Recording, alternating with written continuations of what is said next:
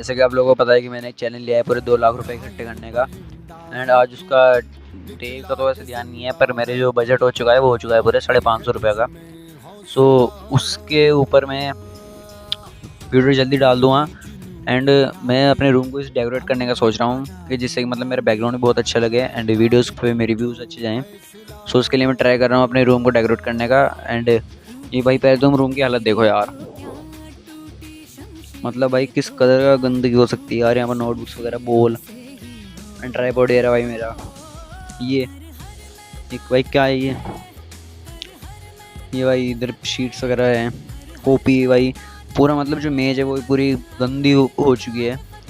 And guys मैं इसे कर रहा हूँ, रीअरेंज करूँगा मैं इसे सबको। उसका भी वीडियो बना के दूंगा आपको, अगली वीडियो में आपको बता दूंगा कि मैंने इसे पूरे को कराया है। एंड मिलते हैं नई वीडियो के साथ, जब तक के लिए bye bye, thanks for watching, have a nice day to all of you.